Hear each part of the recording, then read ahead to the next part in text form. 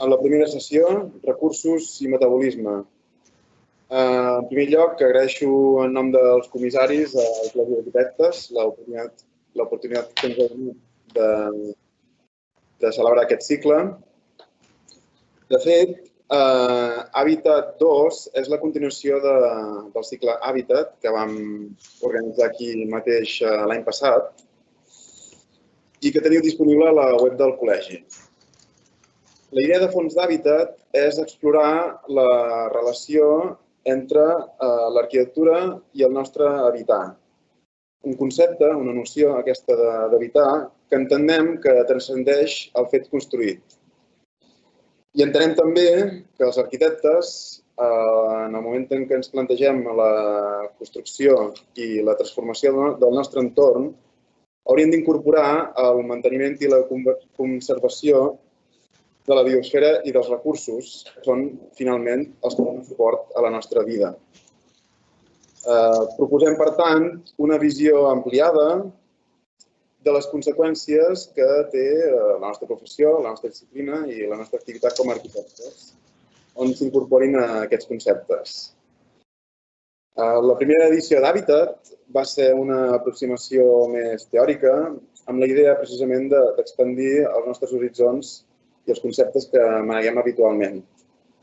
En aquest segon cicle, en canvi, volem posar de relleu eines, mètodes i estratègies que ens siguin útils per a una arquitectura que faci més habitable el nostre entorn. Avui, a la primera sessió, com he dit, tractarem l'ús que fem dels recursos a l'arquitectura. Els fluxos de materials d'energia que estan associats i que mobilitzem en el nostre dia a dia i les nostres intervencions com a arquitectes formen part del que s'anomena un metabolisme socioeconòmic. Un metabolisme que es produeix damunt del territori, que a la seva vegada és també un recurs i a més un recurs de tipus no renovable. Per parlar de tot això, tenim avui un parell de ponents que destaquen per tractar aquestes qüestions en el seu treball. Procedeixo a presentar-los, agraint abans a tots els que heu vingut la vostra assistència a la sessió d'avui. Tenim, per una banda, a la meva dreta, en Fabián López, que és arquitecte i soci fundador de la consultoria ambiental Societat Orgànica. Ell és expert en eficiència energètica i treballa, per tant, la qüestió arquitectònica des de la vessant més de la sostenibilitat associada als usos energètics. A l'altra banda tenim en Marc Montlló. Ell és biòleg i és director de projectes ambientals a Barcelona Regional. Per tant, en el seu treball incorpora la visió de la sostenibilitat amb una visió i amb un àmbit de treball d'escala territorial. I tenim també amb nosaltres, no ha pogut venir presencialment, degut a les recomanacions de reducció de mobilitat que hi ha degut a la Covid. Tenim en Josep Buñés, ell és arquitecte, és fundador de Josep Buñés Arquitecte i és expert en la construcció en fusta a zones d'alta muntanya i, en general, a l'alta eficiència energètica a l'arquitectura. El que farem a continuació és una breu presentació per part de cadascun d'ells de posicionament amb el tema que estem tractant avui i després iniciarem una taula rodona i un petit debat on el públic, a través del xat, pot també fer preguntes i aportacions que anirem recollint i tractarem al final de la sessió d'aquí una hora aproximadament. Per tant, sense més que presentar de moment, us dono la paraula a en Josep Buñés. Josep, endavant. Moltes gràcies per la teva aportació i pots començar la teva presentació.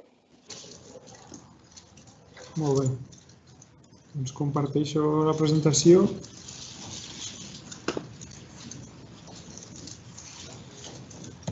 Gràcies per convidar-me a estar aquí i gràcies a la logística per permetre que estigui aquí sense estar-hi físicament. És un bon pas per poder fer les coses més fàcils. Doncs en 5 minuts us explico ràpidament temes que tenim a la retina i pels quals treballem el dia a dia. Com a arquitectes construïm edificis i tenim com dos branques de temes per reduir l'impacte ambiental. Un són els materials de construcció i l'altre és l'energia que consumeixen els edificis. Per materials de construcció intentem utilitzar materials d'origen natural.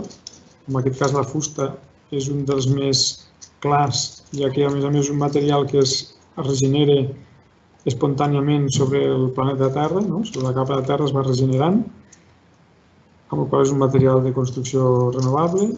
I a nivell energètic intentem fer edificis eficients que consumeixen poca energia pel seu ús i la poca que necessiten que l'autogenerin normalment amb energia fotovoltaica, que normalment els edificis són excedents, poden ser excedents amb energia fotovoltaica i aquest excedent pot passar, per exemple, a la mobilitat. De manera que intentaríem, des de l'arquitectura, reduir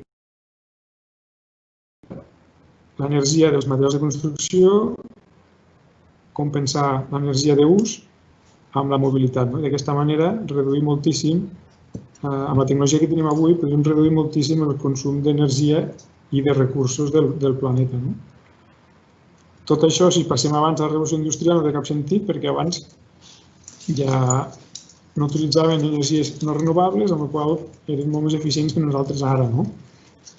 Un cas bastant curiós és una rehabilitació d'una borda que vam fer amb els materials tradicionals, que són la pedra de lloc i la fusta, perquè no s'hi pot accedir en vehicle. I com que no s'hi pot accedir en vehicle, doncs no se li va córrer el paleta de pujar un sac de ciment al coll, sinó que va fer el que tenia a la vora.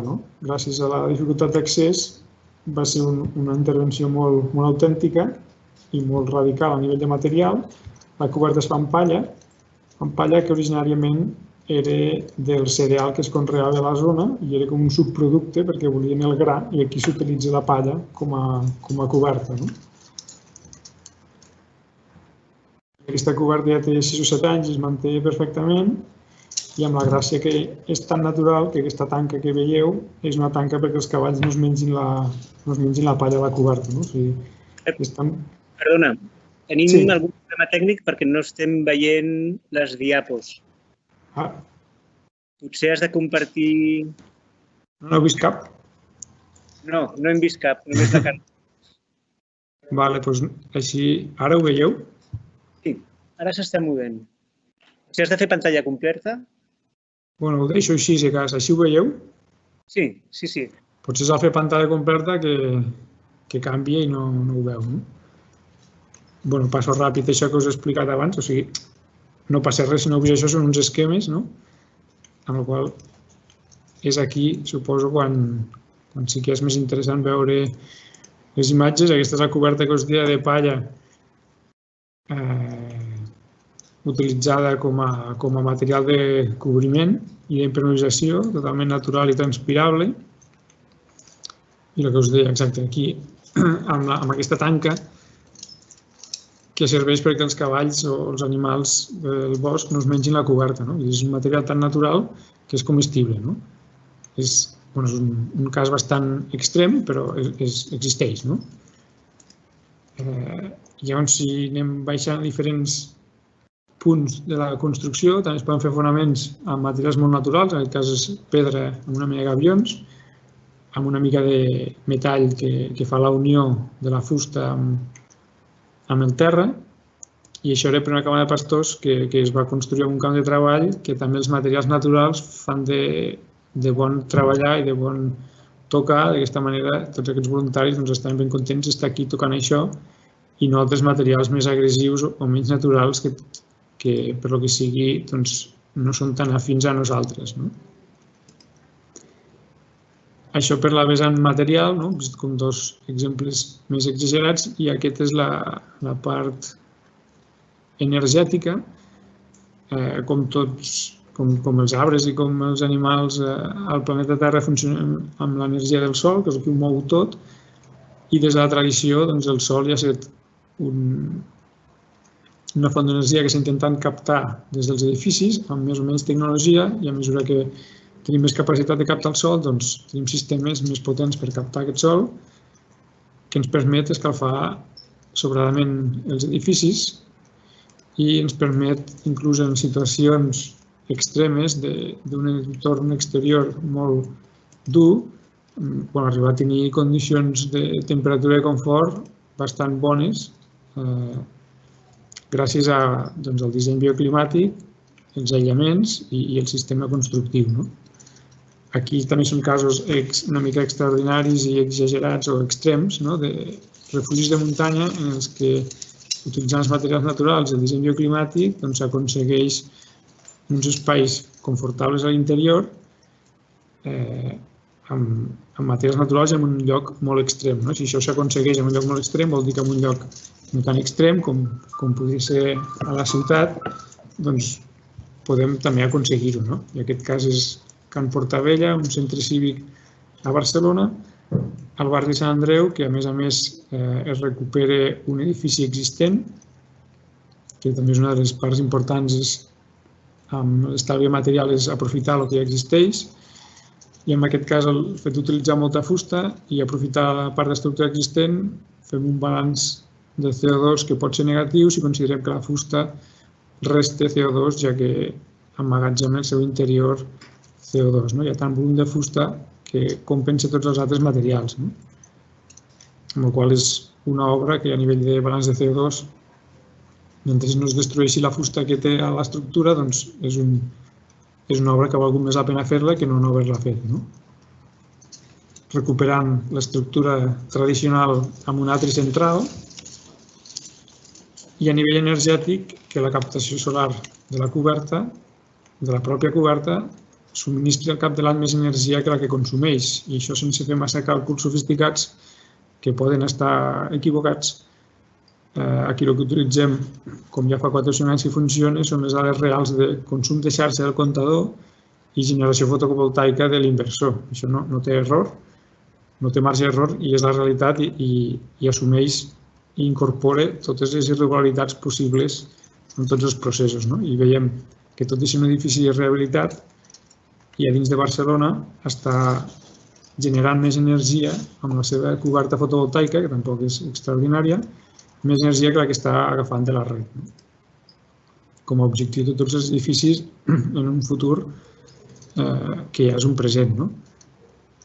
La fusta com a estructura, la visió general d'aquesta rehabilitació i ampliació, on es conserva també part del patrimoni històric, i aquí es veuen interiors d'aquest espai on es relacionen espais i sistemes tradicionals existents amb la nova estructura de fusta, i altres edificis nous on es prime la captació solar com a aport d'energia, passiva o activa, i sistemes de protecció solar per també regular aquests aports i el sistema bioclimàtic al llarg de l'any, ja sigui amb persianes mòbils o amb vegetació, per crear espais de control i amb l'objectiu final de tenir un espai confortable per desenvolupar les nostres activitats, que per això treballem cada dia com a arquitectes.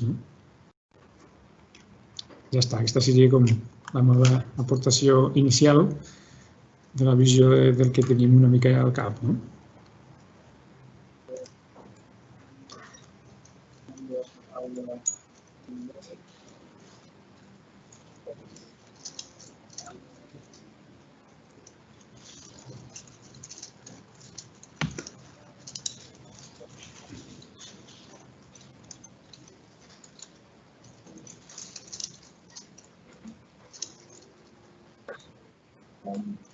No, jo no ho sento.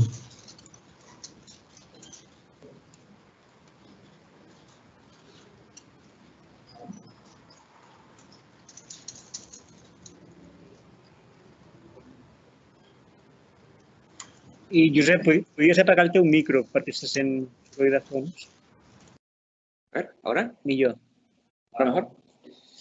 Bueno, decía que el trabajo nuestro desde la perspectiva de Sociedad Orgánica como consultora ambiental es fundamentalmente centrado en la calidad ambiental. La calidad ambiental reivindicándola como una calidad igualmente exigible como la calidad estructural, como la calidad estética, como la calidad, tantas calidades que hasta por ley podemos exigir en nuestros edificios, pues la calidad ambiental tiene que ser exigida y tiene que ser exigible. Y en ese sentido, el trabajo es ser capaces de cuantificarla. Para nosotros el planteamiento de origen es muy sencillo. La calidad ambiental o la sostenibilidad o como se le quiera llamar, es una simple relación entre los recursos que se consumen y que se procuran para hacer los edificios habitables. Y los recursos pues, son energía, es agua, son materiales y la cantidad de residuos o de impactos que se generan alrededor de ello. Entonces es tan sencillo como ser capaces de ponerle números a todo ello y ser capaces de que cuando digamos que un edificio pesa cerca de 3 toneladas, pues no nos suene a una marcianada, o que una vivienda en Barcelona está entre 6.000 y 8.000 kilovatios hora al año por todo concepto, pues que no nos suene a raro. Y que el consumo de 140 litros por persona y día de agua en los edificios, que el objetivo sea de 70 o de 80, pues sea una cosa que seamos capaces de asimilarla, de manejarla y de cuantificarla. En ese sentido, pues las estrategias pasan todas, no, las herramientas pasan todas por definir estrategias, de eso hablaremos después en la segunda parte, y sobre todo pasa por un concepto que para nosotros va completamente ligado a todo lo que acabamos de decir, que es la visión del arquitecto como gestor de recursos. Es decir, el proyecto de arquitectura, la construcción de edificios, el uso de los edificios, está ligado inequívocamente a una visión de gestión de recursos. Cada vez que alguien coge un lápiz y hace un trazado y define una forma y levanta una estética, detrás de ello está asociada una materialidad y detrás de ello están asociados unos recursos que se comprometen. Y la visión de la calidad ambiental en la edificación no es otra cosa que intentar que ello se ponga en valor y que ello sea igualmente exigible y justificable como cualquier otra calidad del edificio. Yo lo dejaría por aquí como entrada para luego continuar el debate. Estupendo, muchas gracias. Pues endavant, Marc. Jo passaré un PowerPoint també amb algunes dades. No sé si... Espera, que te'l posarem des d'aquí. Per connectar. Per introduir una miqueta, he plantejat unes diapositives que ara compartim amb vosaltres i podrem veure. Que una mica intentant fer una mirada una mica més territorial, a escala metropolitana, i sobretot també amb la incidència en aquesta escala global. O sigui, les aproximacions que avui estem veient van des d'aquestes edificacions que ens ha ensenyat el Josep a muntanya, diríem, al Pirineu, els comentaris que ara feia el Fabián sobre qualsevol element construït i la interacció amb el medi i amb els recursos que necessita, i això intentar-ho mapificar o territorialitzar sense perdre de vista el context global, o sigui, on som i cap on anem i què hauríem de fer per estar corregint. Passo una mica coses conegudes, però que crec que val la pena mencionar-les, o sigui, no és res nou, i en el títol d'aquesta diapositiva veia, res és nou, tot això fa més de 50 anys que se sap, que estem ultrapassant els límits del creixement i que els recursos en el nostre planeta són finits, per tant fa molt de temps que sabem que hem de canviar i segurament avui estem veient alguns exemples de com començar aquest canvi o canvis que ja estan iniciats. I, evidentment, amb aquesta tendència de població creixent i de recursos finits i limitats, doncs la tecnologia segurament no ho podrà tot, perquè molta d'aquesta tecnologia es fonamenta en metalls o en elements rars o terres rares. Per tant, també hem de considerar que el finit del planeta no és només en quant a combustibles fòssils o a sol o a recursos, sinó també amb aquests components més estranys que poden ser molt eficients i ens poden ajudar molt amb aquestes transicions, amb transició energètica o transició ecològica, però sent conscient que aquests materials són preuats i escassos també. Per tant, hi hem de comptar, però no només. Hi ha un component de canvi d'hàbits i de manera de funcionar. Aquí posava algunes dades de consum a nivell de combustible, per veure una mica on estàvem el 2009 a nivell de població mundial i les tendències, les dades que ens donen des d'estaments oficials a nivell planetari cap a on podem tendir a nivell poblacional. Evidentment, major població vol dir més consum de recursos de tota mena, des d'alimentació, evidentment, però també recursos energètics, aigua i generació d'aquests residus, i veure una miqueta aquesta evolució creixent, tot i que som conscients que hem de produir aquest canvi i canviar el consum energètic, el consum de recursos i canviar la manera de funcionar, com ho hem de fer. Algunes xifres a nivell metropolità d'aquests recursos, i aquesta imatge pretén ser un mapa de la quantitat de...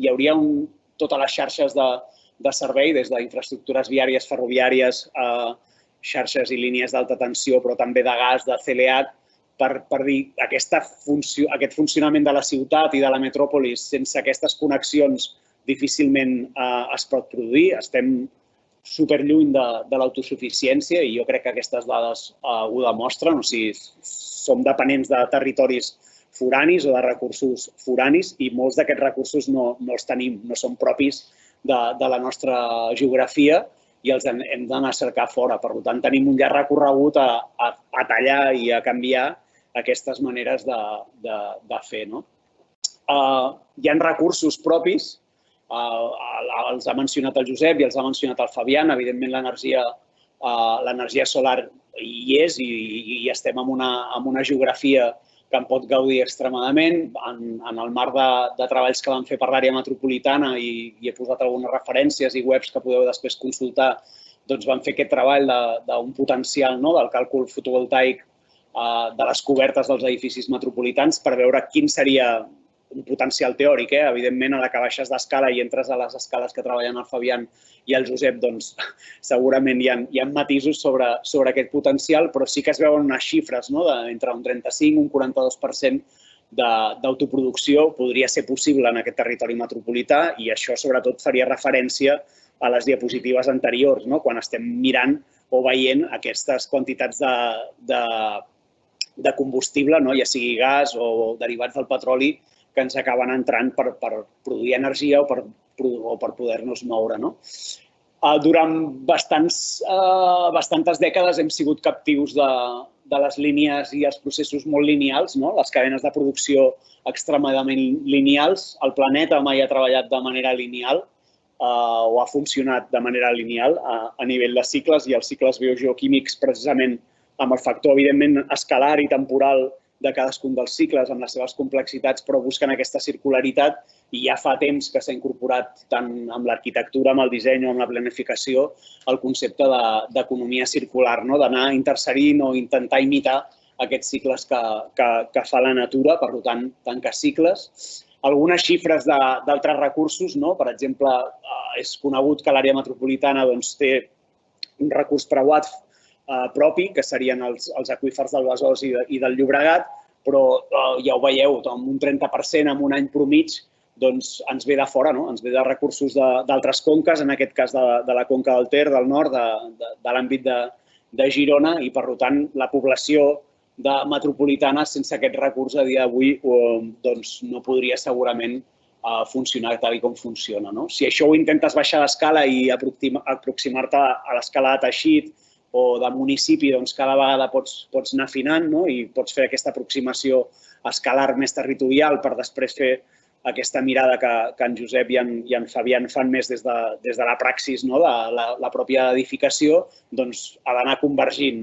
Com podem, en aquestes taques més vermelloses, que són teixits primordialment més de baixa densitat, doncs veiem dades de consum d'aigua, de recursos, que abans el Fabián també ho comentava, doncs evidentment tenen recorregut per millorar i per ser més eficients, i després a l'hora d'aplicar estratègies, que en parlarem després amb les preguntes i amb el debat, doncs segurament són àmbits on es poden fer coses. I amb això no estic demonitzant la baixa densitat, que segurament té les seves pròpies estratègies que seran diferents de les estratègies de teixits més compactes o de ciutat més compacta. Algunes dades de consum energètic veiem que al llarg dels anys ha anat incrementant i com varia per tenir-ho present, i aquí, sobretot el format JET, veient el sector domèstic i el sector terciari, hi ha molta feina a fer des de la vessant arquitectònica en augmentar aquesta eficiència i en treballar de maneres diferents per intentar reduir aquesta necessitat, i la mateixa component. Quan això ho baixem a escala municipal o ho baixem a escala de teixit,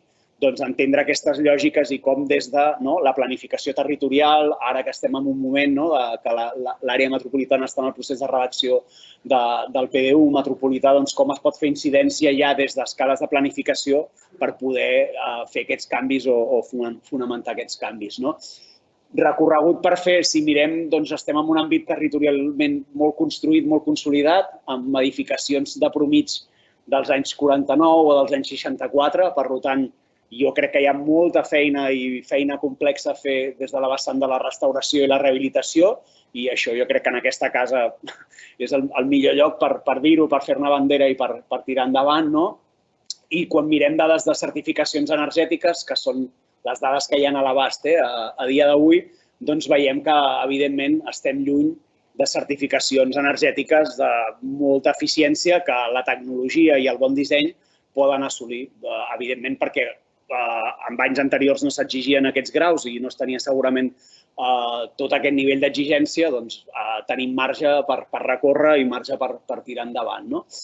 Una de les coses que hem treballat des de Barcelona Regional per l'Ajuntament de Barcelona ha estat precisament en aquesta pandèmia veure com el canvi de comportament i el que ha propiciat el Covid a nivell global, quina ha estat la reacció a nivell de ciutat de Barcelona i algunes components de mobilitat, com per exemple pot ser l'aeroportuària o la mobilitat en vehicle privat, doncs entendre que aquestes dinàmiques han comportat reduccions notables d'emissions de CO2 i cal veure com estem sortint d'aquest moment, però d'això també n'aprenem. Si els canvis de comportament han tingut clarament una incidència, i amb això no estic dient que sigui un moment idíl·lic de la situació, ans al contrari, però sí que ens ha de permetre reflexionar i moltes vegades fer-nos pensar si realment la velocitat a la que estem acostumats a funcionar, agafar avions o moure'ns constantment, doncs de cop i volta ho hem deixat de fer, hem reduït estrepitosament emissions i això no vol dir que la gent hagi deixat de treballar o de reunir-se i ara mateix estem fent una sessió on algú està a bastants quilòmetres i l'està fent i moltíssima gent deu estar gaudint d'aquesta xerrada i d'aquest debat des de llocs molt diferents. Us convido a consultar l'informe i espero que també serveixi per la reflexió i com per acabar una mica posava aquesta xifra amb aquest comptador que està a molts llocs, però un dels llocs és Times Square i ens queda molt poc per aquest canvi, per aquesta situació de no retorn. No sé si en 7 anys, no només per l'arquitectura, si som capaços de fer aquests canvis que des de la vessant dels recursos requereix el nostre planeta i aquest canvi de mentalitat que estem mencionant. Jo ho deixaria aquí i després continuem. Molt bé. Ha estat molt interessant el repàs que hem fet, des del petit, minúscul edifici, refugi, fins a la visió metropolitana. Havíem preparat algunes preguntes per pautar una mica el debat, però teniu llibertat per fer intervencions creuades, si us sentiu apel·lats o voleu fer alguna aportació en algun moment. I, de fet, en Fabián ja ha començat a respondre parcialment a la primera pregunta que us volia plantejar, que ja diem en el vostre treball i en referència als recursos, especialment materials i energia, quins objectius us establim en el seu ús? Objectius d'eficiència, d'ús, de durabilitat, de cicle de vida.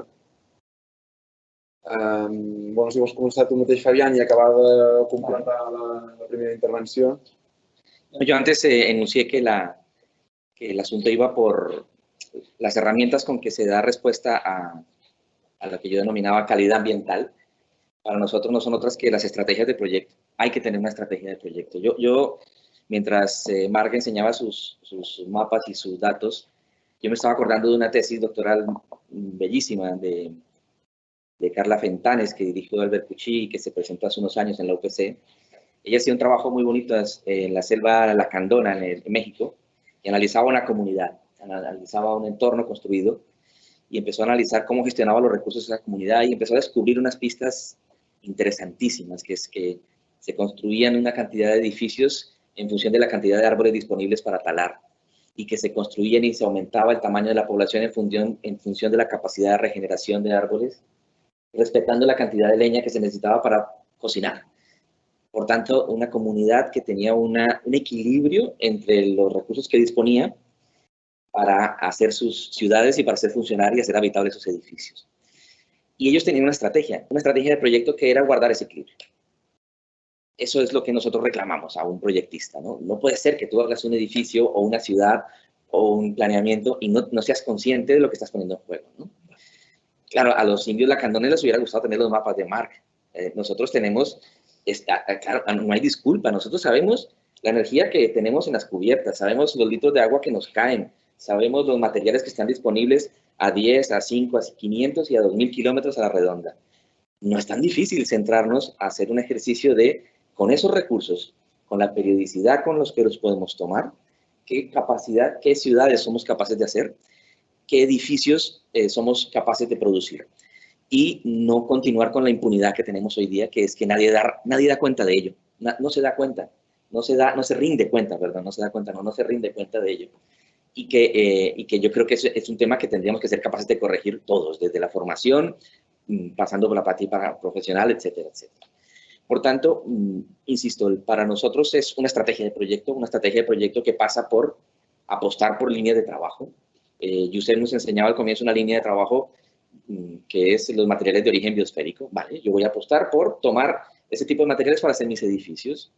Eso, como proyectista, me obligará a construir pensando en cómo esos materiales se ponen en un edificio, qué precauciones debo tener, cómo debe ser mi forma de acopiarlos, de conseguirlos, de recolectarlos, de desmontarlos, de gestionarlos después. Y esa es una estrategia. Lo mismo podríamos hacerlo para la energía. Yo soy capaz de producir la calefacción o la ventilación necesaria en mi edificio a partir de quemar leña o a partir de abrir ventanas. Bueno, esa es una estrategia de proyecto en función de las potencialidades del lugar y de mi capacidad o la capacidad de mi equipo para gestionar lo que me ofrece ese entorno. La lección de los indios lacandones, muy modesta, para mí es de una enorme riqueza en el sentido de que llama a la necesidad de que todos arbitremos toda la energía y los recursos que tenemos para ponerlos sobre la mesa, saber con qué contamos y saber, o por lo menos definir una manera de gestionar las cosas razonable. En este sentido, te voy a hacer una pregunta muy concreta, porque asesoráis a estudios de arquitectura que pretenden, digamos, abordar esta vertiente ambiental en sus propuestas, en sus proyectos, en sus edificios. ¿Cuáles son las principales dificultades que os encontráis a la hora, digamos, de acompañar este proceso y de acotarlo para conseguir, digamos, que estos parámetros ambientales se acerquen más a esta idea que proponías de... El primer día, en la primera reunión, todo el mundo... El equilibrio, perdón. Sí. Todo el mundo es el más sostenible del mundo. Yo es que estoy convencido, es que lo que tú me digas lo voy a hacer y más. Yo no soy verde, sino azul. De lo verde que soy ya me volví azul, ¿no? Pero el problema es que la buena voluntad hay que capitalizarla y hay que concretarla, ¿no? Y luego entran variables tremendamente complejas. La variable económica es tremendamente compleja, la variable tiempo es tremendamente compleja, y luego la variable estética, en el caso de los arquitectos, es tremendamente compleja, porque a veces en aras de la estética sacrificamos cosas, en aras de la economía y empezamos a hacer sacrificios y suma de sacrificios. Y a mí me parece que los buenos proyectos son aquellos que son capaces de lograr un equilibrio entre los intereses, pero primando la matriz biofísica sobre la que actúas. Si ella está en el centro de la discusión, lo demás tiene que ser consecuente con ello. Y otra cosa fundamental, y no quiero robarle la palabra a mis compañeros, es poner en el centro de la discusión al usuario, que es el objeto final de hacer habitables los edificios, es que las personas puedan vivir. Hace unos meses hubo una reflexión que promovían los compañeros de arquitectos de cabecera en torno allí en el Paraninfo, en el sitio este de donde hacían las autopsias, aquí muy cerca de donde estamos. Y era un sitio espectacular porque era un hemiciclo con el punto central allí donde ponían los cadáveres para enseñar las clases de anatomía, ¿no? Y un compañero que estaba allí en la sala decía que qué envidia con los médicos que sí que tienen al centro de su atención en medio de la sala. No sé si los arquitectos hemos sido capaces de poner siempre a nuestro centro de atención, al usuario, en medio de la discusión, porque desde allí, desde el usuario y desde los recursos que procuramos, creo que somos capaces de hacer las cosas con cierta coherencia. És una bona metàfora. Passo la paraula a en Josep. Bueno, amb tu continuaria una mica la pregunta com treballes els recursos, tot i que ja ho has plantejat a la teva introducció, però tal vegada aquí afegiria la qüestió aquesta, com tractes la matriu biofísica de la que parla en Fabián i que és el seu treball, intentar encaixar el projecte amb el que serien les condicions biofísiques del lloc. Sí, a veure, jo crec que a nivell de materials també hi ha un tema cultural bastant vinculat a l'arquitectura, que és la eternitat de les coses que fem. Hi ha una certa voluntat que pel cost que tenen les construccions siguin eternes i que llavors busquem materials imputrescibles i eterns, i aquesta qualitat dels materials fa que busquem trencar ja d'entrada el cicle natural dels materials, que és el cicle que ens han ensenyat abans de com tots els materials tenen un cicle que comencen i es reintrodueixen i es degraden o es reciclen i tornen a començar el cicle.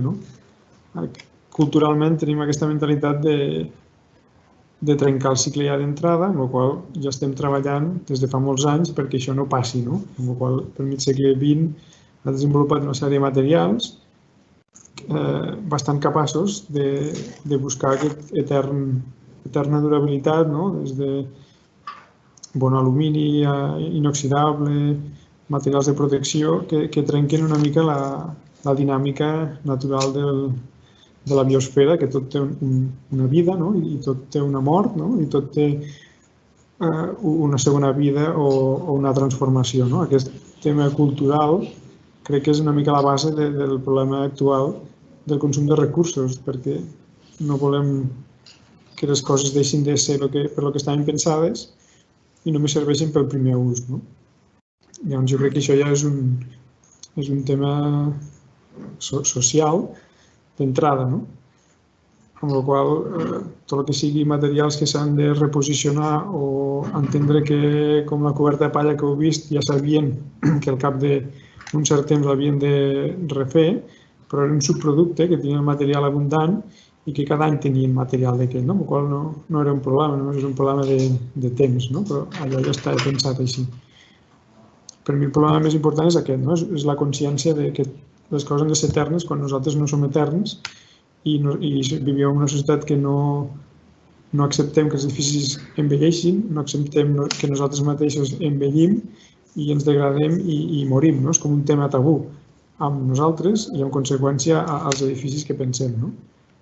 Si tot aquest cicle de vida estigués més integrat i més parlat i més entès, doncs entenc que amb els edificis també seria algo semblant.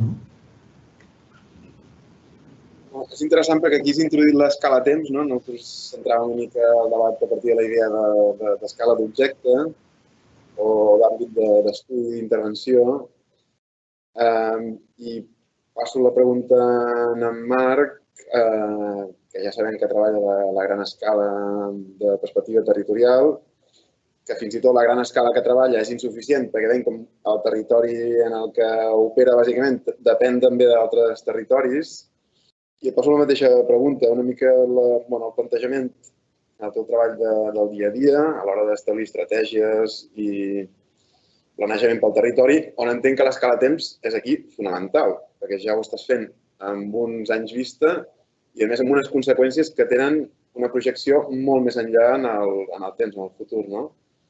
Sí, a veure, és encara més difícil segurament, però també més apassionant. Potser el repte aquest de, quan estàs fent planificació, que potser trigues molts anys a veure realment concretada l'escala potser que mencionava en Josep i que en Fabián també treballa, ho has de fer molt malament, però en un parell d'anys o amb bastant menys veus com es materialitza i com es construeix. Clar, a nivell de planificació estratègica o planificació urbanística, pot ser que el pla s'acabi concretant 20, 30, 15 anys després. Segurament mecanismes de flexibilitat o mecanismes de revisió, de seguiment continu d'indicadors pot ser una de les bones maneres de no fer un pla que sigui perpetu i que diguis, això està aquí i va fent, sinó com introduint aquests canvis que, a més, es produeixen a nivell contínuament, des de tecnologies o materials o com utilitzar, o canvis normatius o canvis d'hàbits o de requeriments. Jo crec que el Fabián ha mencionat una cosa molt important, que és no perdre mai de vista a l'individu i el concepte d'habitabilitat. I jo crec que això ha d'estar present a la gran escala i al llarg termini, en planificacions estratègiques, i també ha d'estar, evidentment, molt més present també o permanentment més present a l'escala molt concreta de l'edificació de l'individu, perquè és al final l'habitacle on viu. Aquest seria segurament l'element que no pots perdre mai i que és comú a totes aquestes escales. I l'altre segurament és començar a posar també en documents potser més estratègics o de declaració de voluntats. Per exemple, a Barcelona, l'Ajuntament de Barcelona al gener aprovava la declaració d'emergència climàtica, doncs establir uns objectius que potser poden semblar molt agosarats a dia d'avui, però la diapo final amb la que pretenia acabar era això de és que no ens queda gaire marge. O realment ens posem uns objectius que alguns segurament si ens hi posem, els podem assolir, doncs anar una mica més enllà. El Fabián de passada ho ha mencionat i ha dit un consum de 70 o 80 litres. Doncs estem molt lluny, i això que estem en un àmbit com el metropolità, que és bastant eficient amb el recurs hídric en aquest cas, però estem molt lluny d'aquests consums per regla en promig i llunyíssim en alguns tipus de teixits o en alguns tipus d'edificació. La declaració d'emergència climàtica, per exemple, a Barcelona, posa un límit de, ostres, hauríem de tendir als 100 litres, que és el que diu l'OMS, però jo estic convençut que amb qualitat de vida i aquest individu no perdent la qualitat de vida i l'ús del recurs hídric, que és molt escàs en segons quines geografies, segurament pots amb 70 viure molt bé i assolir-ho. I això vol dir des de canvis de comportament, però també a pensar de manera diferent com funciona el cicle de l'aigua des d'escala urbana o d'habitacle fins a l'escala regional o més extensa. En general, quan plantegeu una intervenció o preparar un planejament que, com hem dit, tindrà una vigència d'anys, i fent referència als recursos, que és el tema que tractem avui, quins solen ser les qüestions crítiques? És a dir, on poseu límits? Hem parlat de límits, has començat la teva presentació amb els límits del creixement, ja, això des del 1972 ja sabem que això té una fi, que tenim unes certes inèrcies que canviaran per qüestions estructurals, no pel que decidien com fem les coses, sinó perquè els recursos en algun moment s'acaben i hem de veure com ho tractem. Tornant a la teva feina, és l'aigua, és l'energia, és la disponibilitat de verd o depèn de què esteu enfocant? Jo crec que el món afortunadament és complex i que no et pots quedar amb un únic paràmetre. I segurament depèn molt de les condicions de contorn, que en seran diversos, i a cada àmbit territorial segurament seran els seus. No pots afrontar segurament el mateix que ens ensenyava el Josep al Pirineu, doncs fer-ho, no sé, a Almeria o fer-ho a les Illes Balears. Segurament serà molt diferent. Per tant, aquesta connotació que el Fabián també comentava dels indis, d'allò de aquí, en aquest lloc, doncs com jugo amb les components de l'entorn, jo crec que són fonamentals.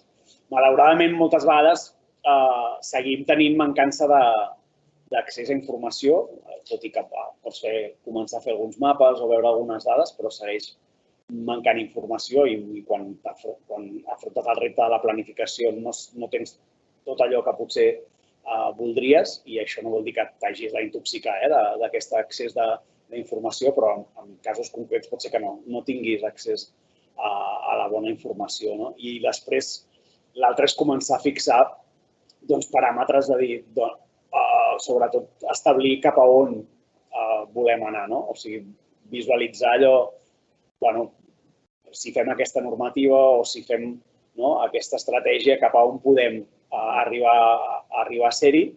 I jo crec que la component de realment comprovar si estem anant en la bona línia o no, perquè moltes vegades ens oblidem, vull dir, fem ja sigui un projecte o una estratègia, però a vegades no s'acostuma a veure.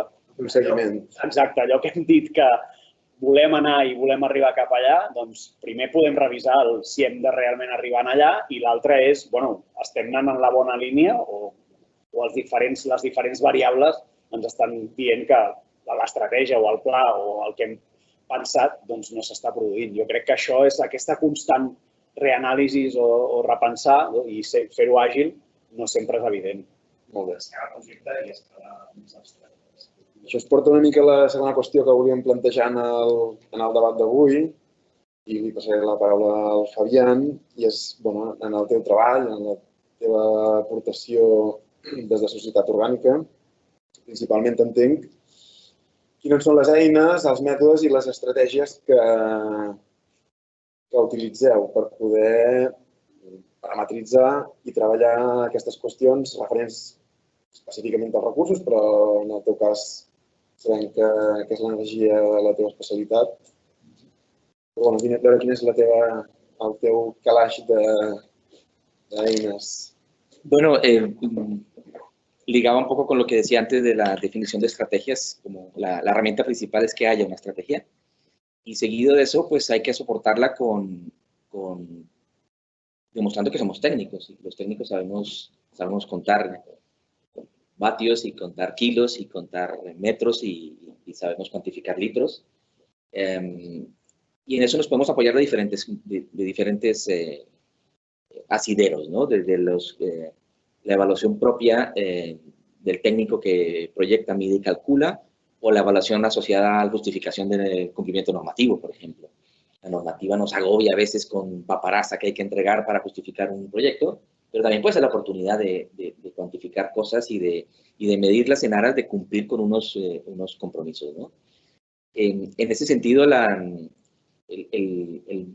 los vectores ambientales, podríamos decir, la energía, el agua, los materiales, quizás la energía es la que juega en una liga diferente, ¿no? Porque hoy día hay líneas europeas de energía, hay estándares, hay etiquetado de edificios, pero no hay lo mismo en materiales, no hay lo mismo en agua, ni de lejos en residuos, ¿no?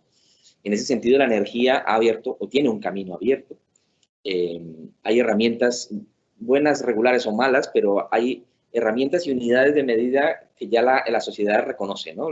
La etiqueta, la clase A, la clase no sé qué, los kilos, los kilovatios, etcétera, etcétera. Creo que por ahí se puede ir, pero se necesita picar mucha piedra en los otros ámbitos, ¿no? Solo por poner un ejemplo, ¿no? Ahora estamos como locos con los edificios de consumo casi nulo, ¿no? Es el paradigma de ahora. Edificios de consumo gairebé nulo, ¿no? ¿Qué es eso? Pues eso significa que si uno mira el ciclo de vida de un edificio y una foto que hacíamos hasta hace poco tiempo y contáramos toda la energía que consume a lo largo de su ciclo de vida, por todo el concepto, pues más o menos el 60-70% de la energía se consumía usando el edificio y un 30% aproximadamente en los materiales que se procuran para hacer ese edificio. Y el resto era de cata minuta en transporte, en construcción del edificio, en desmontarlo. Esa foto se quiere transformar. La Unión Europea dice si el 70% de la energía se gasta usando el edificio, hagamos edificios que consuman casi nulo. Es decir, ese 70% reducirlo a nada, a una cosa muy pequeña. Y en ese sentido, la foto del consumo global de energía del edificio va a cambiar. Ya no es una redonda así de grande, sino será una redonda más pequeñita. Pero en esa redonda más pequeñita, el gran peso lo tendrán los materiales. Los materiales de construcción serán los que tendrán el gran consumo. Y en ese sentido hay que dar pasos para que la selección y la puesta en obra y la ejecución de los proyectos asociados a un consumo de determinados materiales, pues tenga mucho peso. Y que así como tenemos etiquetas para los edificios desde el punto de vista energético, cada día tengamos más etiquetas para los materiales, que ya van habiendo, pero pocas, ¿no? Y lo mismo el hábito de contar litros de agua y el hábito de que en todas las líneas haya, en todos los vectores ambientales haya igual intensidad. Nosotros creemos que los técnicos tienen que tener el hábito de hacerlo y después escogerá la herramienta. Uno escogerá la herramienta de certificación oficial de edificios, otro se irá a los sellos ambientales, que ahora proliferan muchos, el LEED, el BREEAM, el no sé cuál, el no sé cuál. Bueno, cada uno que escoja la herramienta con la que quiere me dice, pero que lo haga. Y la noticia sería hacerlo. Entonces, cuando el peso del consumo energético se traslada del consumo durante la vida útil del edificio a lo que sería su construcción, también habrá que pensar de otra manera el final de la vida útil de este edificio, ¿no? En cómo se desmonta, recicla, reutiliza. Exactamente. O sea, no solo ser prudentes en seleccionar materiales de bajo impacto en su fabricación, sino ser prudentes en cómo lo ponemos en el edificio para que después los podamos desmontar y puedan reutilizarse para otros procesos, ¿no? Es aquello de la sostenibilidad dura y débil, de apostar por unas arquitecturas de un origen más biosférico y más más de la biosfera fundamentalmente, o arquitecturas que utilizan materiales que ya están y que vamos a intentar utilizarlo muchas veces, sí. Que sería intentar cerrar el ciclo conceptualmente, pensando no solo en levantar, sinó después en desmontar. Tu, Josep, en el teu cas, hem vist com els teus edificis ja són en general de consum gairebé zero, fins i tot m'atreveixo a dir, i és bastant evident pels materials que utilitzes, que també l'energia embeguda amb els materials que s'ha utilitzat per construir els teus edificis també és en general de molt baixa energia incorporada i, a més, consideres l'entorn construït com un factor a favor, és a dir, no cal construir o fer i refer el que ja tenim allà i ja m'entenc que una estratègia que tens d'apropar-te en el projecte i a l'estratègia per cada cas és una mica el que diríem una arquitectura oportunista, no? Que pren partit de totes les condicions favorables que trobes en el teu entorn. Bueno, en aquest cas la pregunta seria per tu, com d'aquesta estratègia, des d'aquesta visió que tens, acabes proposant un projecte i fins i tot un procés molt concret de construcció en molts de casos, no?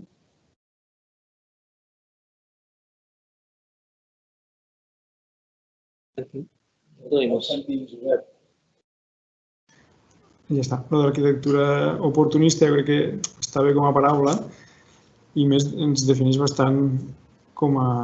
O sigui, la vida a la Terra segurament també va ser una qüestió oportunista que va trobar una situació concreta amb un entorn concret i ho va aprofitar, no? Aquella oportunitat per poder generar la vida, no? Llavors, igualment m'estic anant molt com per l'extrem amb les preguntes, però si anem a l'origen de la cosa, doncs és com d'una lògica bastant universal, no? El fet d'intentar funcionar amb el mínim esforç i aprofitar les oportunitats del lloc, no?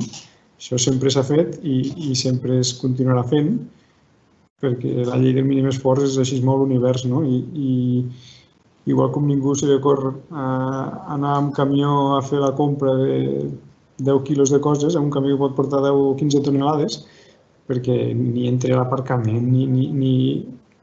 O sigui que és evident que no és lògic anar a comprar un camió, doncs moltes coses que estem fent el dia a dia s'aproximen amb aquesta escala de desmesura, no? Llavors una mica el que intentem fer és optimitzar aquests processos o aquesta manera de fer per intentar d'entrada una mena d'experiment, de laboratori, de provar fins a on podem arribar, fins a on és possible sense perdre les qualitats de confort i de la societat que avui més o menys s'entén que les coses que s'han de fer, com s'ha de viure, però poder-ho fer consumint menys recursos i amb menys energia. Una mica l'objectiu d'aquests edificis que estem fent i explicava aquestes en situacions més extremes, perquè si funciona a nivell autosuficient un edifici en una situació bastant més extrema i en un entorn més dur, vol dir que en un lloc una mica més suau, que per això Barcelona està a Barcelona i no està a Pedraforca, perquè és pla, perquè hi ha el mar, perquè fa bon temps, per les comunicacions, doncs és molt més senzill tot, no? I l'únic que tenim aquesta inèrcia de l'eufòria del segle XX que s'ha de reconduir i una de les maneres és emmirallant-se una mica amb com ho feien abans, no? Si abans podien fer-ho amb zero consum de petroli, amb quilòmetre zero amb materials locals perquè no havia altra opció i ho feien, no? Doncs anem a mirar com ho feien, no? I ara millorem una mica perquè han passat 100 anys i hem après unes quantes coses, no? I si podem ficar un vidre gran perquè entri el sol, doncs ho farem, evidentment, no? I si ens podem vestir amb un abric sintètic i anem ben abrigats, doncs, i que pesa poc, doncs no anirem amb una pell de no sé què a sobre, no? Evidentment, no? Però, bueno, una mica intentar justificar com hi ha processos del dia a dia que poden ser molt més senzills i molt menys consumidors de recursos, no? I és una mica el procés que crec que els pròxims anys hem d'anar fent, anar provant, i els casos d'èxit explicar-los i comunicar-los entre nosaltres, que per això sabem parlar, no? Perquè el que un troba com a millores ho comunica als altres i els altres ho adoptin i ho perfeccionen encara més, no? I si portem milers d'anys evolucionant i estem en plena evolució, doncs continuem, no?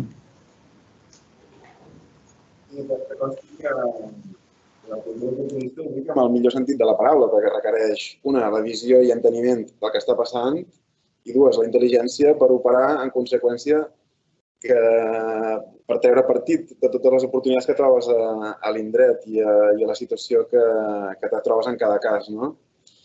Bé, passarem a la tercera qüestió i última, abans de les possibles preguntes o intervencions que el comissari aquí, el Ferran, amb qui hem organitzat el cicle, a més del Carlos Vergillos, que no està aquí degut a que està de viatge. Bé, és una reflexió en clau de futur, és a dir, seguim parlant d'arquitectura, seguim parlant de recursos. Hem vist que no tots els recursos són renovables i no tots els recursos renovables els estem utilitzant de manera que es puguin regenerar en el temps de l'escala humana, de l'escala temporal humana. Quin futur hi veieu en quant a aquesta relació? És a dir, com haurà d'evolucionar l'arquitectura i el tractament del territori i la visió aquesta que estem proposant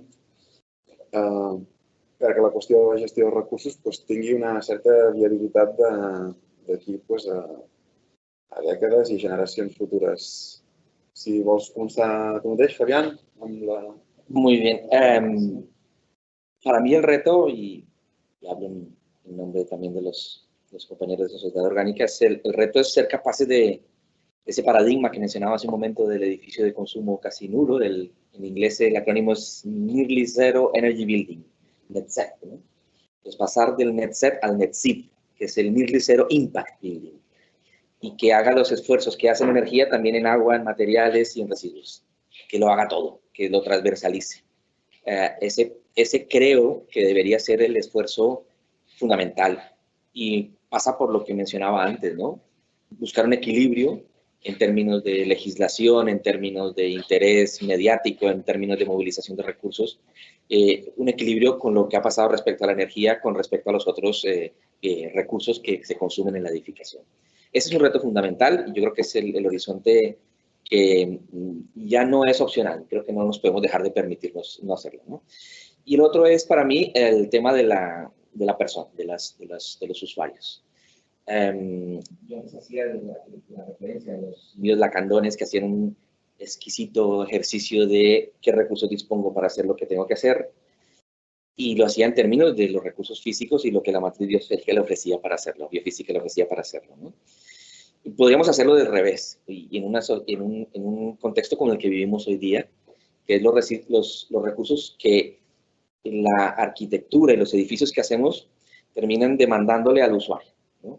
Un caso muy fácil de explicar es el de la pobreza energética, ¿no? La pobreza energética es la cantidad de energía, de gasto energético que tiene una familia por estar en el edificio en que está y por estar en la realidad socioeconómica en la que está. Nosotros hemos hecho algunos ejercicios tomando como referencia que la renta, el umbral de pobreza energética que hay en Cataluña está sobre los 13.000 euros al año de ingreso de la unidad familiar, y tomando como referencia a los ingleses que desde los años 70 están estudiando el tema de la pobreza energética y que sospechan que alrededor del 10% debería ser un límite, que la gente no dedique más del 10% de su renta a la energía. Si uno coge esos 13.000 y le hace el 10%, le salen 1.300. Y si tenemos en cuenta que en una vivienda más o menos la mitad de los usos son para confort, es decir, para calefactarse, para refrigerarse si se puede, para calentar el agua. Por tanto, cogeríamos esos 1.300 euros y le cogeríamos la mitad, 650 euros aproximadamente. Debería ser el límite que una familia debería como máximo gastarse en energía al año. Eso si coges un piso de 100 metros cuadrados son 6,5 euros por metro cuadrado, más o menos. Podemos hacer un ejercicio desde ahí, es decir, vamos a garantizar que nuestros edificios movilizan todos los recursos que tienen que movilizar y el resultado es que la gente no tiene que gastarse más de 6,5 euros por metro cuadrado al año, porque eso es lo que se puede pagar y eso es lo que es su realidad socioeconómica. Y si se lo puede pagar el que está en el límite, se lo podrán pagar todos los demás, ¿no? Eso tiene que ver un poco con lo que decía Marc, esos son objetivos. Hay que trazar objetivos de planificación. Un objetivo de planificación podría ser ese, tan sencillo. Es ni siquiera un párrafo, ¿no? 6,5 euros por metro cuadrado, pero moviliza un montón de decisiones de urbanismo, de recursos, de generación, de distribución, bueno, hay una cantidad de aspectos que tendrían que ligarse para que seamos capaces de dar respuesta a una sencilla demanda, ¿no? No puedo pagar más de 6,5 euros metro cuadrado para cubrir mis necesidades de confort en los edificios.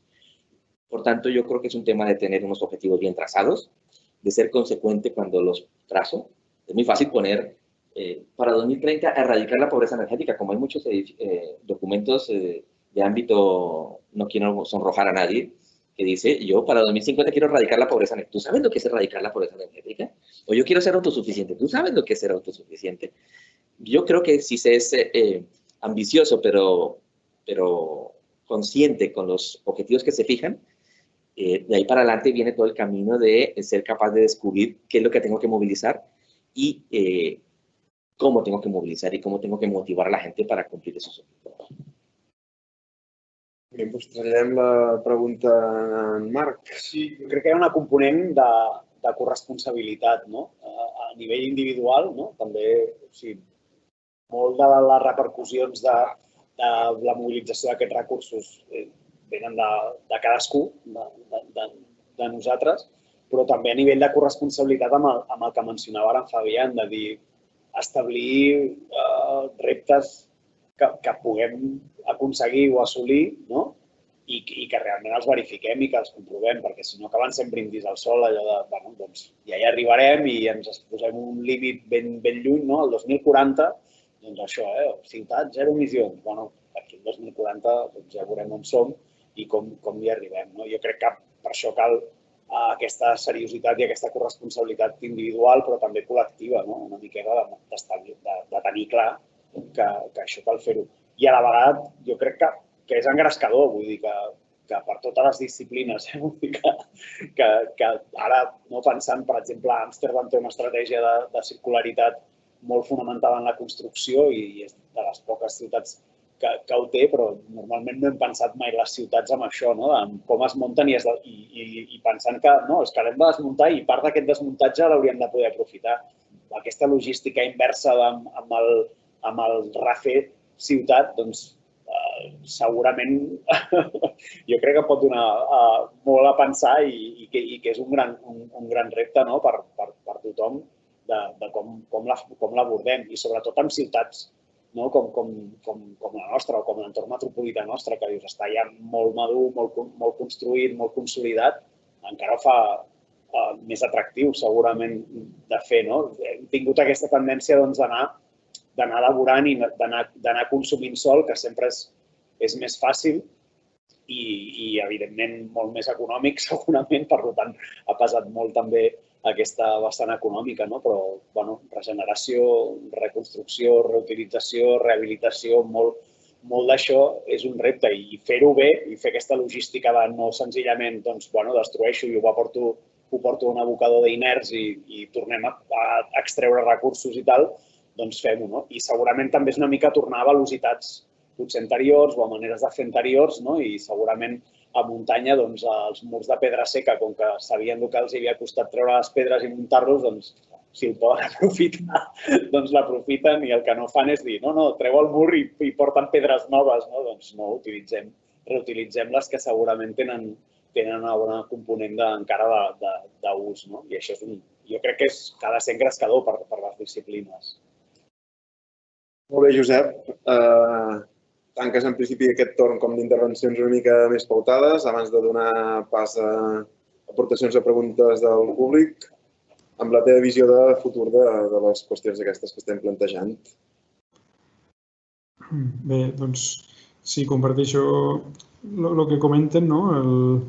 El problema crec que estem en aquesta societat consumista, no? Amb els fluxos de materials que hem vist, que ens ha passat al principi, en el que hi ha no sé quants milions de tones de residus. Clar, si analitzéssim quin tipus de residus són, si són embalatges, si són menjar que no s'ha menjat, si són... En realitat, al final, tot el que es compra s'acaba llançant, no? Surt d'una manera o una altra, per una porta o per una altra, no? Clar, vivim en una societat capitalista consumista que ja ha treballat molts anys i molta gent s'està guanyant la vida amb incentivar el consum, perquè és així, no? Fins avui és a veure quina empresa aquest any hem facturat tant, doncs que a veure si podem facturar més i a veure si podem vendre més i cada any una mica més, no? I es premia a l'anar a més, no? En canvi, també és un problema molt d'arrel, no? Molt general. Quan es comença a premiar, no, és que aquests pantalons m'han durat 5 anys en lloc de 2, no? I aquest ordinador ha durat 15 anys en lloc de 5, no? I anar a allargar la vida dels objectes està xocant amb l'interès consumista de la nostra societat, no? I això és un problema bastant difícil de solucionar perquè són com dos vectors oposats. Avui estem comentant això i es veu molt evident i tothom ho veu claríssim perquè és molt clar, és evident, però per un altre costat t'estan arribant inputs que has de canviar això, que això està bé, que això ha canviat, que això ha de ser diferent. I llavors és difícil jugar amb aquesta mena de doble societat, una més moral que entén que les coses han de durar, si les coses duren ja hi ha molts menys consum de recursos i els recursos ja són menys residus. Només per això l'usuari és primordial i l'actitud de l'usuari és primordial i la manera de fer que s'inculque o que es posa de moda, entre cometes, el que sigui l'usuari és primordial per fer decantar la tendència d'aquests fluxos. Si haguéssim pogut anar a la Lluna amb un viatge express amb 1.000 euros, anar a la Lluna i estar allí un parell de dies i tornar, doncs per 1.000 euros aquí cada dia marxarien no sé quantes naus cap a la Lluna, perquè clar, hòstia, superguai, vas allí, hi ha poca gravetat i tornes, no sé què, mira, 1.000 euros. Si s'hagués pogut fer, ho hauríem fet, no? I després hem dit, és que ara, clar, vam embrutar la Lluna, clar, que malament que ho han fet, no? Doncs deixem d'anar a la Lluna, tots enfadats, perquè, clar, és que jo també volia anar a la Lluna i no he pogut anar-hi, no? I els altres ja han anat. Jo crec que estem una mica en aquest punt, no? Que ara ho estem veient amb les restriccions del Covid, doncs, quanta gent, al final, no ha estat pas tan malament en lloc d'anar-se'n de vacances a l'altra punta del planeta, ha anat a 150 quilòmetres a casa seva, no? I què? Doncs mira, al final igual també ha estat bé, no? Doncs aquestes reflexions jo crec que són culturals, que són socials i que afecten l'usuari, són bastant una mica la clau del macroconsum, no? Després, els edificis poden ser molt més eficients, evidentment, i els podem construir d'una altra manera i podem reduir a una quarta part tota la demanda. Per això ho explicaven també des de Suïssa, que van més avançats amb aquests temes i tenen edificis d'energia quasi nul·la des de fa dies i tenen els transports amb el tren i no sé què, tot molt bé, i mengen productes de proximitat i tot, però trenquen la balança quan, clar, és que se'n van de vacances al Carib perquè van a prendre el sol, no? I allí xafen tot l'esforç que han fet, no? Dius, vaja, doncs crec que la nostra societat està una mica en aquesta situació, no? Tenim la capacitat de reduir si realment o hi ha una necessitat imperiosa, com ens està passant ara, o si hi ha una mena de moda que s'implanti i digui, no, és que quedar-te aquí a la vora doncs també està bé, no? Però això fins avui encara va contra aquest capitalisme consumista que aquí estem, no? Molt bé. Estic totalment d'acord que això és una qüestió que s'ha d'abordar des de lo cultural. Penso que estem d'acord aquí, amb aquesta visió que compartim. Queda un espai final d'uns 20 minuts i el Ferran ens comentarà si hi ha alguna aportació, alguna pregunta per part del públic. Bé, s'han fet comentaris, però animo a la gent ara a llançar preguntes als ponents. Hi ha un comentari anònim que destaca la necessitat de prendre consciència i d'actuar amb consciència. I bé, es comenta això, que fins ara s'ha actuat des de la inconsciència i sota uns objectius estrictament econòmics, de guanys econòmics. I segurament aquesta ampliació que comentaves abans, Jesús, de la manera d'entendre la disciplina vindrà determinada per aquesta presa de consciència. Hi ha un comentari en aquest sentit. Hi ha un altre comentari que diu cada un amb la seva responsabilitat i té a veure, la base ètica de l'acció, del comportament, però no hi ha més comentaris. Potser esperem una mica a veure si la gent s'anima. Obrim un petit espai final d'intervenció lliure per si voleu fer algun comentari més completant les vostres aportacions. Jo potser... Sí, endavant, Josep. Només comentaria que potser jo crec que a nivell tecnològic som capaços, a nivell de coneixement som capaços de millorar moltíssim la situació, només falta posar-ho en pràctica, no? Tenim a disposició sistemes d'aïllament, d'optimitzacions, d'altres maneres de fer que ja existeixen, no cal inventar no sé què, sinó que el que falta és posar-ho en pràctica i aplicar-ho de manera racional i massiva també. Recojo un poco la idea de que técnicamente creo que hay mucho potencial, mucho conocimiento. El Ayuntamiento de Barcelona publicó en su Pla Clima que un objetivo era rehabilitar los edificios de más de 40 años en los próximos 30 años, me parece que. Y el ratio le salía 94.000 edificios que hay que rehabilitar. Eso le salía un ratio de 10.000 al año. Es una barbaridad. Y el problema de rehabilitar 10.000 edificios de vivienda al año no es tanto técnicamente, porque creo que hay arquitectos suficientes, creo que hay tecnología suficiente, creo que hay paletas y que hay mano de obra. Hay un problema de gestión brutal. Hay un problema de recursos económicos. ¿Quién moviliza el dinero para rehabilitar 10.000 viviendas cada año? La rehabilitación sufre un problema gravísimo y es que no tiene el suelo. La obra nueva trae a muchos capitales, ¿no? Porque hay suelo para especular. Y compran a uno y venden a 1.000 y ahí sacan réditos, pero la rehabilitación no tiene suelo para ofrecer. Y entonces termina arrinconándose todo a las subvenciones y las ayudas y eso da de sí lo que da y es muy poco lo que da. Entonces empieza a quedar en evidencia que no solo es un tema técnico, sino es un tema de movilizar recursos económicos, de gestión, de trámites, de barreras que pueden haber en los procesos. Y ya de un lado estamos hablando hasta ahora de lo compleja la situación de los recursos y su disponibilidad, pero si a eso le acompañamos los procesos asociados, se necesita un equilibrio de esfuerzos en ambos casos, ¿no? Yo técnicamente no dudo que haya conocimiento, material, disponibilidad y ganas, pero hay que acompañar con más cosas. No solo es un tema, y cuando se hace un objetivo, se ha de pensar en todo, creo yo.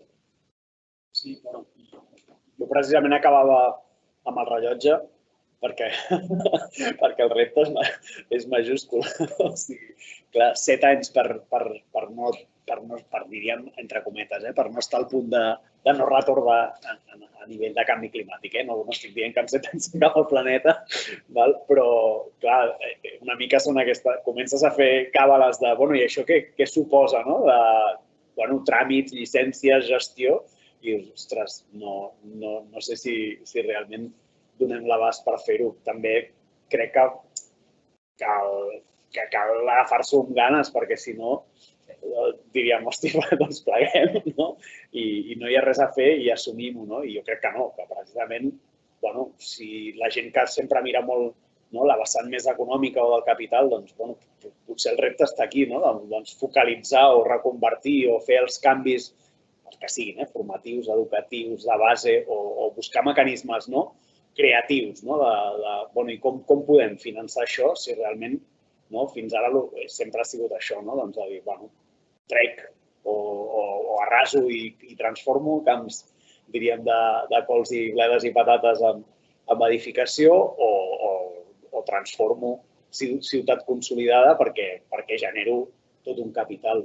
Potser els capitals s'han de començar a generar de maneres diferents, buscar capitals que no siguin sempre els fons i sempre amb aquesta visió de creixement que en Josep mencionava. Sempre els indicadors sempre han de créixer i amb uns creixements exponencials. Segurament el factor temps s'ha de prolongar i s'ha d'allargar, o sigui, hem de canviar molts conceptes de base que les regles segurament de l'economia, com han anat fins ara, i del funcionament global, clarament no funcionen i el canvi ha de ser dràstic i radical.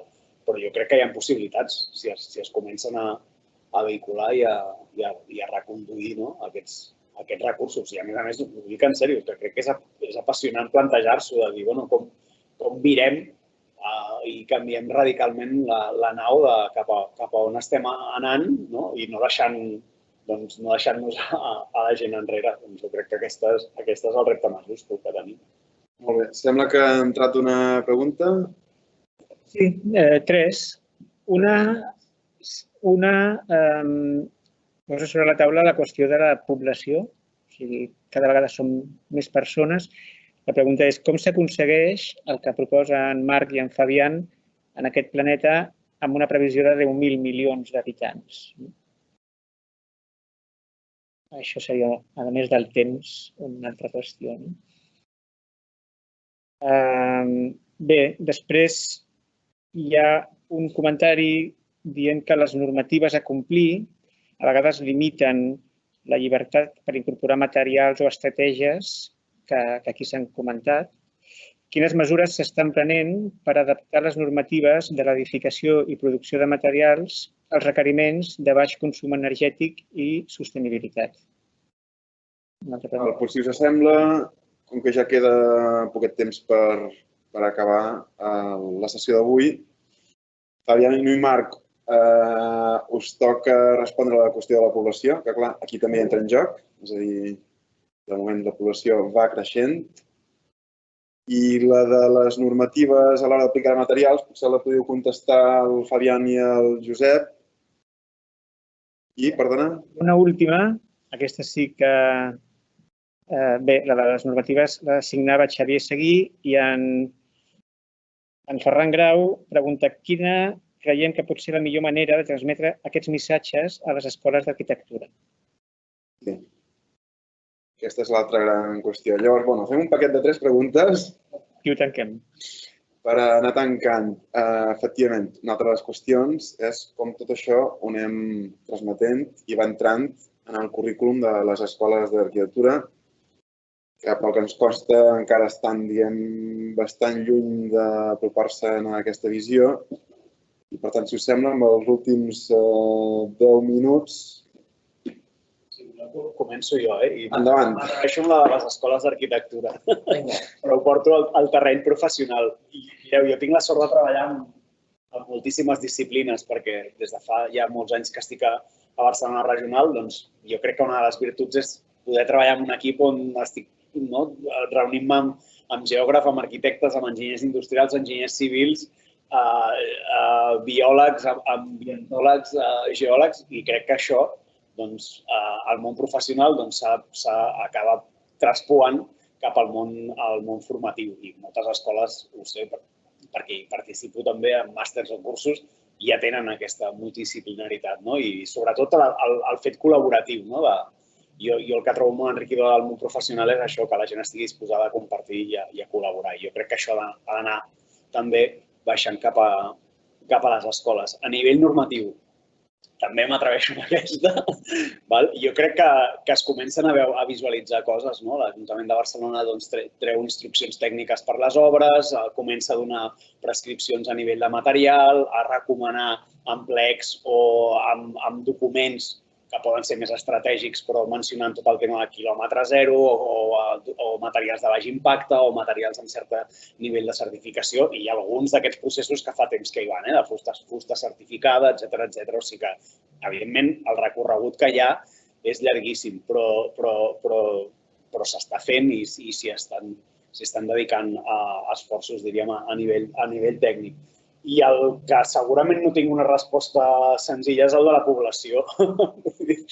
No ho sé, em sembla que era ahir o abans d'ahir hi havia una notícia que deia que el món occidental hauria de començar també a constranyir la quantitat de criatures que ha de tindre la societat. Jo no ho sé, és molt complex això i molt difícil d'abordar, però és difícil. Sí, no tinc una resposta clara És cert que això queda una miqueta... a aquesta qüestió. Una miqueta lluny del nostre abast, diguem, però... Sí, també és veritat que si canviem molt del que hem anat dient al llarg de la sessió, doncs també la gent, els nous nascuts o els nouvinguts també estan entomant una manera de funcionar i de pensar i de funcionar, diríem, a nivell metabòlic, que també serà diferent, o hauria de ser molt diferent si hem fet les passes o hem anat assolint aquells objectius que ens hem anat comprometent. Traslladem també les mateixes qüestions a... Bueno, yo el de las escuelas de arquitectura es muy fácil, es transmitir la idea del arquitecto como gestor de recursos. En la escuela de arquitectura se tiene que enseñar que un arquitecto es un gestor de recursos y que cualquier cosa que dibuje con su lápiz tiene unos recursos comprometidos detrás. Es tan sencillo como eso. Y eso se explica en la asignatura de construcción, en la asignatura de acondicionamiento y servicios, en la asignatura de paisaje, la que sea, en todas. El arquitecto ha de ser consciente de los recursos que compromete con todas las decisiones que toma. Y las decisiones que toma deben ser conscientes con los recursos que dispone. Y ahí, disculpa, ¿puedo hacer un inciso en esta cuestión también? ¿Y no encuentras a faltar también en las escuelas de arquitectura que se hable de vida? Es decir, todos los estudios están muy abocados a lo inerte, ¿no? A los materiales que utilizamos, al proyecto, a qué se construye, qué se edifica, qué se monta. Bueno, en cambio, el conocimiento de los procesos biofísicos, sobre todo lo que tiene que ver, empezando por nuestra vida como Homo sapiens sapiens, pero también entendiendo que, digamos, que esta arquitectura se produce en un territorio donde hay vida, y esa vida también juega a favor, digamos, de nuestro habitar, ¿no? Que era el punto que... Bueno, yo creo que es de partida de este ciclo. Combatir la dictadura del ojo por encima de los demás sentidos, eso primero, la estética por encima de lo demás. Y segundo, desequilibrar, estamos obsesionados con el objeto y no con el sujeto. Y debe haber un equilibrio entre el objeto de arquitectura y el sujeto que la habita. Tiene que haber ese equilibrio y tiene que transmitirse. Y eso ligado con el tema de la gestión de los recursos, para mí es fundamental. El tema del tamaño es una cuestión de definirlos. Por ejemplo, definamos como sociedad qué es habitabilidad, qué es confort. Todos queremos estar en camiseta Imperio todo el año, llueva, truene, relampaguee. Si queremos estar en nuestros edificios en camiseta Imperio todo el año, pues necesitaremos unos sistemas de acondicionamiento, necesitaremos unas calidades constructivas, necesitaremos uno. Yo siempre pongo el ejemplo del sismo, ¿no? El seísmo. Tú quieres hacer edificios que aguanten seísmo nivel 5, pues te salen unos pilares más grandes que el edificio. Si a lo mejor toleras que el seísmo puede ser grado 2, que dé tiempo a que la gente salga y se pueda salvar y reconstruir el edificio, pues son otros materiales, otros recursos. Debemos de pactar como sociedad cuáles son los mínimos de calidad que nos podemos permitir. Porque no sé si hay dinero, recursos para proveer los edificios con todas las calidades que todos vamos a demandar al mismo nivel. O si todos queremos llegar con el coche a la puerta. O si todos, bueno, hay una cantidad de discusiones. Por tanto, para mí el tema de la población y su aumento es que la población tiene que ser consciente de pactar las condiciones de lo que reconocemos como condiciones de habitabilidad y con todo lo que ello supone. Y entonces me faltaba una cuestión sobre la normativa. ¿Cómo está la cuestión normativa respecto a la selección y uso de materiales? Bueno, yo creo que lo mencioné antes, ¿no? El desequilibrio que hay desde el punto de vista de la normativa energética que le saca 20 cabezas a las demás. Sí. En el ámbito de los materiales, partimos ahora del voluntariado. Estamos dejando que el mercado marque su tendencia. Entonces, las propias empresas se preocupan porque lo ven como un viso de estrategia comercial publicar sus huellas de producción Entonces, que no sea eso un tema de voluntariado y de querer marcar territorio desde el punto de vista comercial, sino que se regule y que se incentive y que se reconozca y se le dé valor a las declaraciones ambientales de producto, que se homogenice la forma de contar y cuantificar. Cuando tú lo dejas en mano del voluntariado de los fabricantes, poco regularás en cómo se hacen esos números. Si ya no es voluntario, sino que lo regulas, tú también dices cómo se deben hacer los números para que nos los podamos creer entre todos. Entonces, ahí hay mucho por hacer. Y en el tema del agua, yo creo que va bastante ligado a ello, porque están en una situación bastante similar. Y también al contrario, digamos, en vuestras propuestas sostenibilistas, ¿os encontráis barreras normativas? Sí, total. Ahora mismo estamos trabajando con el ICAEN, por ejemplo, para trabajar en documentos de cómo es que el código técnico reconoce y le pone una alfombra roja a una bomba de calor, pero no sabe reconocer una galería o un muro trombe. ¿Y cómo lo justificas? Los programas de certificación no te permiten definir un muro trombe, pero sí te permiten poner una bomba de calor y sacas unos puntajes buenísimos. Y ya, pues eso no es justo, porque ahora se han hecho unos nuevos indicadores que meten en una misma valoración una bomba de calor, un recuperador de calor, o una galería, o un muro trombe, o un pozo canadiense, o una tantas de las cosas que el mismo Josep sabe hacer, ¿no? Claro, deberíamos ser capaces de que todo esté en el mismo nivel, que sea comparable y que sea igualmente reconocido. Doncs molt bé, tanquem les aportacions dels ponents amb en Josep. Si vols respondre a qualsevol. Sí. Bueno, totalment d'acord amb el Fabián que l'arquitecte és un gestor de recursos, però jo crec que encara no s'integra massa a lo que és la universitat o els estudis d'arquitectura. Estic traient el nas una mica allí dins amb una assignatura que faig i amb alguna correcció de projecte final de carrera, però sobretot al tribunal de final de carrera és una mica la mostra, el resum, no? És com la foto final de lo que s'ha fet. I rehabilitacions energètiques no n'he vist cap. Ningú va a un edifici ni que sigui gran ni complex, ni que sigui amb interès històric, una rehabilitació energètica com cal. Doncs no, perquè això no té prestigi, això no té el caché de no sé quants mil de metres quadrats d'obra nova. Allò sí, no? Perquè és el que han après. Clar, doncs mostra una mica un problema del que s'està ensenyant. S'està ensenyant una cosa que té un cert prestigi, que té com una qualitat social, no? Sí, perquè clar, això, allí metres quadrats i nou i no sé què, molt bonic i tot, que sí, però tota aquesta part de reforma energètica i de millorar el que hi ha no té el prestigi que hauria de tindre, no? I podrien haver projectes finals de carrera que és la rehabilitació energètica de, jo què sé, l'edifici, com se va fer aquí amb l'edifici de la sede del Col·legi d'Arquitectes, no? Edificis emblemàtics o podríem fer la mateixa escola de la universitat, no? Una reforma energètica interessant, important, on segurament aquell exercici els seria molt més valuós per trobar feina en un futur, els que sortirien col·locats, però segur. En canvi, amb 5.000 metres quadrats d'obra nova, no sé on, doncs això és que no ho pagarà ningú, no? I els concursos ja només n'hi fan 3, no? Torno una mica al problema endèmic social i cultural, no? Al final, per què no fan un projecte final de carrera d'una reforma energètica? No, perquè l'edifici nou té com més caché, no? Fins que no canviem que fer una reforma energètica és voler i un aplauso, no? Encara no hem arribat, no? Espero que algun dia sí que s'arribi, no? Però ja arribarem. I a nivell de normatives, doncs, el que ho heu vist, però la feina que hi ha a intentar canviar alguna cosa és supercomplicat. Molts ajuntaments posen traves perquè, no sé, l'Ajuntament de Barcelona, doncs sí, l'emergència climàtica i segurament ja està fent moltes coses, però queden racons enquistats o que no evolucionen. No sé, la normativa del casc antic de Sant Andreu diu que les persianes han de ser de color negre. Dius, home, perdona, una protecció solar no pot ser de color negre, no? Sí, clar, perquè ho diu la normativa del casc antic, no?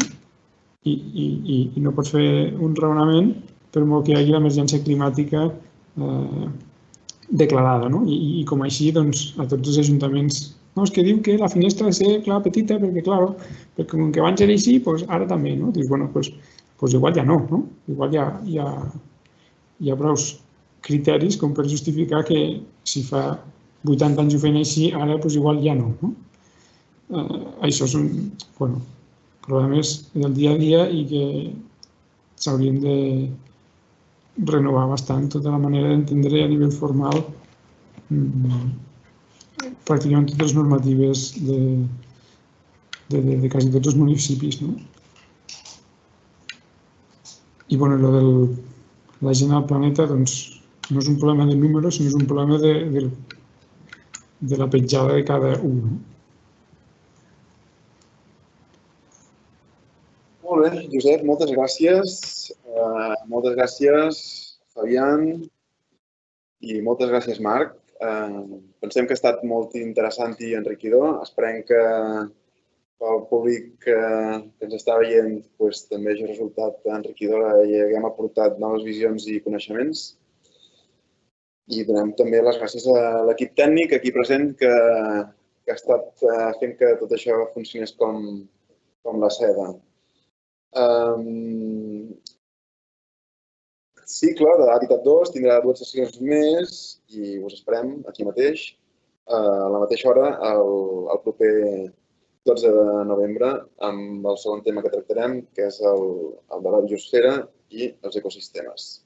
Moltes gràcies i fins la propera. Gràcies. Moltes gràcies per poder estar aquí virtual.